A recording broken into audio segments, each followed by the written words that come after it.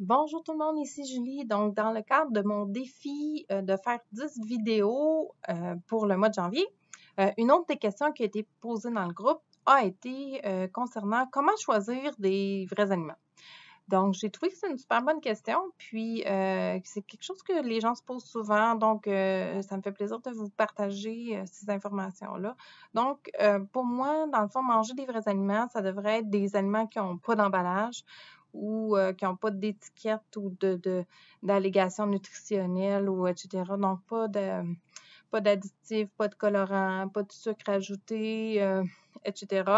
Donc, des aliments qu'on retrouve dans la nature comme des légumes, des fruits, des noix, des graines, des protéines de qualité, donc que ce soit des légumineuses, de la volaille, de la viande, etc., mais de bonne qualité.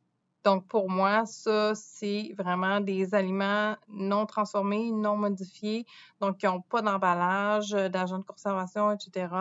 Donc, des fois, les aliments qui sont vendus dans la section naturelle de l'épicerie sont vendus comme des aliments de meilleure qualité, etc., mais ne sont pas nécessairement plus santé, ne sont pas nécessairement non plus moins transformés. Donc, il faut vraiment faire attention aux choix que l'on fait parce que parfois, c'est quand même des aliments qui vont être transformés.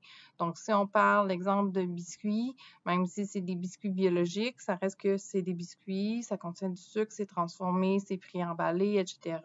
Tandis que si on achète un brocoli, des oignons, des carottes, etc., à ce moment-là, on va avoir des aliments bruts avec lesquels on va pouvoir cuisiner, préparer des repas, puis qui vont être beaucoup plus faciles à digérer pour le corps et beaucoup plus faciles aussi pour aider le corps à se réparer, nourrir la flore intestinale, etc.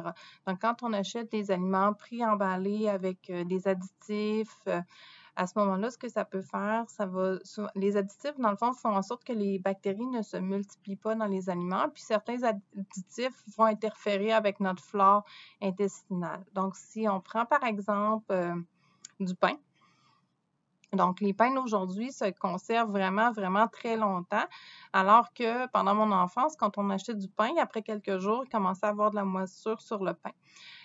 On a, au fil des ans, ajouté ce qu'on appelle de l'acide propionique ou du propionate dans les pains pour améliorer leur conservation, mais ça fait en sorte que les pains sont moins facilement digestibles par les bactéries de notre intestin. Veut pas, c'est des bactéries qui nous aident à digérer. Donc, si l'aliment se conserve beaucoup plus longtemps, puis les bactéries, les levures, les moisissures dans l'environnement ne sont pas capables de digérer cet aliment-là, imaginez qu'est-ce qui va se passer dans notre système digestif. Donc, choisissez vraiment des aliments le moins transformés possible, des aliments qui ont des ingrédients qui ressembleraient à la rigueur à ce que vous pourriez faire à la maison. Et puis, allez-y vraiment avec des aliments bruts. Donc, légumes, fruits, noix, graines, protéines végétales ou animales de bonne qualité. Déjà là, vous allez avoir une bonne base pour votre alimentation. Donc, je vous souhaite une super belle journée et puis on se reparle bientôt. Bye bye!